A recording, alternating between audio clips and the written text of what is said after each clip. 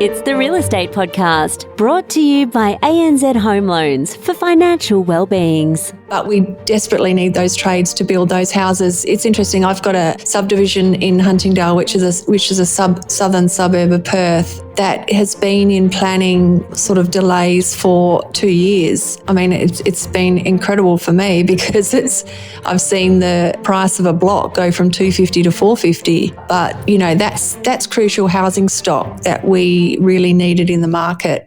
And that is Suzanne Brown from Perth on the Real Estate Breakfast this morning. We'll get back to that conversation in just a moment as we collectively turn up again after another 2 days of busy property transactions around Australia.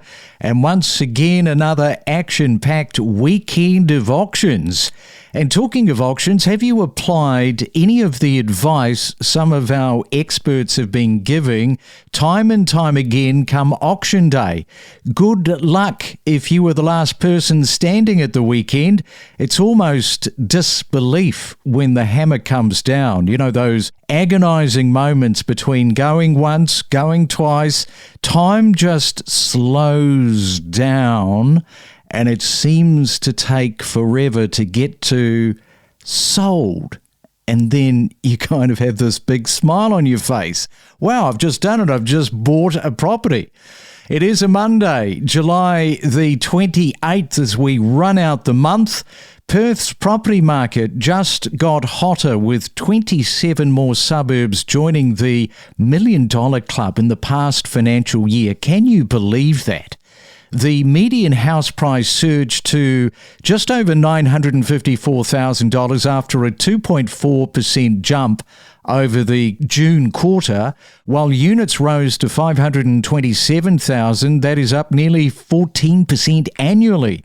And Domain's latest report credits Reserve Bank cut rates for fueling demand. But the real story here, without a doubt, is the tight supply, which we seem to have been talking about forever. Well, let's go to Perth and catch up with Suzanne Brown, who is the president of the Real Estate Institute of WA. Welcome, Susan, to the Real Estate Breakfast. You were telling me that you are a local there in Perth. How long have you been the president? The president only for about 9 months currently. So yes, I was obviously elected in October last year, and it's a 2-year term. So just 9 months into the 2-year term. I would imagine, though, that is keeping you pretty busy, in those 9 months. It has definitely been a very busy period, and obviously with, the cost of living and rental crisis, and obviously the buoyant market is very topical for a lot of reasons. Yeah, Perth is very, very buoyant. Lots of these sales are taking place. Lots of housewarmings right across the country and in Perth. And you were at one of those housewarmings at the weekend. Yes, I was. Yes, some friends found their dream home in East Fremantle, and probably helped push the median house price up a little bit in that area, because I know they were looking for quite a while, and probably like a lot of people got a little bit tired of attending home opens week to week. Yeah, finally found their home. So yes, very excited to celebrate with them. You know what I find with housewarmings these days didn't really used to be such a factor a while back, but now the new homeowners that are throwing the housewarming, they get quite sloshed, quite drunk, because it's like so much relief to have actually got there. It's, oh yeah, let's enjoy this and have a big night. I think so. I think it becomes a bit of a part-time job. You're constantly on the portals and looking, trying to be the first one to view the home, and then obviously compete with lots of buyers on making an offer. That's even before you secure the property, and then you've obviously got the journey for finance and settlement. So it is a big experience in people's lives. So well worth celebrating at the end of it, I think. Now, you've got 34% of Perth suburbs, as I mentioned, in the $1 Million Club, which just goes to show how rapidly things are shifting. That combination of strong population growth and, as I mentioned, the shortage of new home builds, it really does seem to be the key driver behind all of it. Yeah, immigration, is playing such a strong part, and just that those completions aren't keeping pace with the, number of homes that we need to provide for people.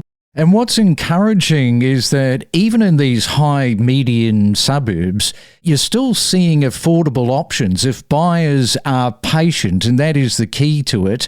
And I love your idea of looking to bridesmaid suburbs for similar lifestyle benefits without that premium price tag that do still exist if you look for them. Yes, for sure. It's always important when, especially in times where there's lack of supply, to just extend your radius just that little bit for obviously more supply options, and two, just for those more affordable options. Because you're still on the periphery of the schools that you may be interested in your children going to, the infrastructure that it offers, but you're really only one or two suburbs away from, where you originally wanted to be. And obviously those prices continue out through the different suburbs. So, it impacts across the whole suburban area.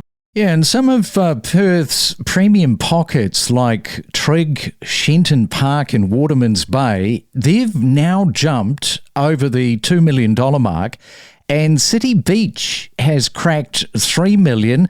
Meanwhile, you look at a location like Peppermint Grove, that still is sitting on the top comfortably above 4.2 million. So perhaps just sort of talk to those premium areas that have had enormous jumps in capital price. Yeah, so I suppose the interesting thing to note on all of those suburbs is that they're all some of our coastal suburbs. And I think when you compare our coastal suburbs and the prices they're achieving, we're still so undervalued compared to, somewhere like Sydney. So even though we've hit, a lot of those suburbs have hit the 2 million median and 3 million for City Beach, I think they still represent great value and some great options. We are talking to Suzanne Brown, who is the president of the Real Estate Institute of WA on our Monday morning. We'll have more from Perth after this. From interest rates rising, a shifting landscape, rentals running hot, clearance rates, a tight rental market, buyer-vendor sentiment. We cover it all every morning from 6 a.m. on the Real Estate Breakfast. Now, Cairns isn't just a holiday hotspot. It's rapidly emerging as a regional real estate, or some will call it a powerhouse. The far north is firmly on the radar for buyers, renters and developers alike. Let's talk about the Cairns Regional Council's push for these 18,500 new homes in Mount Peter. Reasonably significant here. Yes, absolutely. Cairns has been experiencing quite decent growth. We came through COVID very, very well. No lockdowns. After that, post-2019, in 2020, 2021, we saw significant migration from intrastate owners moving from Melbourne, Sydney, Brisbane, moving up to Cairns just to experience a different lifestyle. We've been extremely affordable and undervalued for many, many years. In fact, previous to COVID 2019, the Cairns property market median prices hadn't grown in 15 years. It remained dormant, tremendously undervalued. And when the southern buyers came up here, they just saw how great value it was. So they'd be selling a home down in their capital cities, wherever they were from, and coming up here and buying two. They buy an investment property and a house much better than the one that they had. And then with the change left over, they bought investment property, or sometimes two. It's your weekday real estate breakfast with news, interviews and predictions every morning on the Real Estate Podcast. And welcome into a Monday real estate work day. You're back after the weekend. Hope you've got a busy week planned around real estate if you're still looking for that dream property. We are focusing on Perth this morning, and Suzanne, it's also a reminder of how fluid this list can be. Karawara dropped off the $1 million club this year. It just goes to show how medians can shift year by year depending on what stock is selling. Yeah, for sure. And I think it's obviously, the median is around the $1 million mark for a lot of these suburbs. And we do see them come and go from the list from time to time. Karawara in particular is quite a diverse suburb with a lot of different housing options, but it's also located quite close to a university. So there is a lot of unit options, and it could be that there was probably more significant sales in the sort of lower price of units than the higher price of houses in that area that, that bought the median just under the $1 million house price. So it doesn't mean property values are falling. It just means potentially that there was a different type of sale in that area for that time period. Yes, and with the way that the prices are tracking, I'd say without a doubt that we're going to see even more of the Perth suburbs cross that $1 million threshold before the end of the year. Not sure if you agree on that or not, especially with such momentum behind the market and the buyer pressure that still seems to be pretty high. Well, yes, you're right. And I think we've got, our median house sale price is on track for a 10% growth. But what we're seeing in the unit market is, that's potentially on its way to experiencing 15% growth for the year.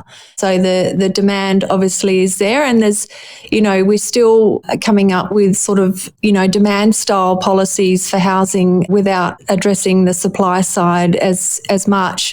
Obviously in January, the government are releasing a lot more options for people to purchase, first home buyers to purchase homes without a cap. So that will obviously fuel the demand side. And I know Keystart have increased their cap for their lending. Obviously that's going to, fuel the demand side further. So unless we continue to focus on the supply side, unfortunately we're going to see continued pressure in the price of houses. I was going to ask you, what are a couple of things, as I mentioned, you're the president of the Real Estate Institute there in WA. I was going to ask you, what are front of mind, like two things that you're constantly being asked about? And they probably are the supply and the lack of new builds, unless there's something else that you're constantly being asked about from a president's point of view. Yeah, obviously lack of supply and, it's a catch-22. We need the immigration, we need the trades to build the housing stock that we so desperately need. Obviously, new entrants to the state are taking up rentals that, are also in short supply, but we desperately need those trades to build those houses. It's interesting, I've got a subdivision in Huntingdale, which is a southern suburb of Perth, that has been in planning sort of delays for 2 years. I mean, it's been incredible for me because I've seen the price of a block go from $250 to $450. But, that's crucial housing stock that we really needed in the market in the last 2 years. So the planning delays are still very frustrating for a lot of developers. Yeah, well, that kind of is testament, isn't it? From $250 for a block up to $450,000. All right, we'll wrap it up there. Suzanne, thanks so much for coming on to the Real Estate Breakfast this morning. Enjoy your Monday and your upcoming week there in Perth. Thank you, Craig. Lovely to chat to you. From first-time home buyers to seasoned investors to breaking property news, discover the stories behind the real estate. I thought, well, I'll start with the Great Wall and essentially worked my way through Southeast Asia and basically settled in Sunraysia, Mildura, in 2009. We had developers wanting to do a 12-month settlement. They wanted to change prospective clauses within there that just weren't satisfying us as auctioneer agents. And this downsizing phenomenon, I think, is in part due to unlock that cash locked in their family home and to give themselves a prolonged period of independence and independent living by downsizing to something a bit more manageable. Yeah, well, I was looking at a property recently that was just over $700,000. It was quite unique. It was a church which I was wanting to turn into a residence. They could not get past the fact of what the structure of the building was. I could not get the loan at all. I was told basically, if I want to buy it, it's a cash-only deal. So why do you think property has played, such a central role in personal wealth building and creation? Part of the reason investment properties have been such an attractive part of a wealth accumulation strategy has been the accessibility. You are able to utilise a home as an asset to borrow against to help buy into an investment property. We connect you to the best real estate information across Australia. The Real Estate Podcast.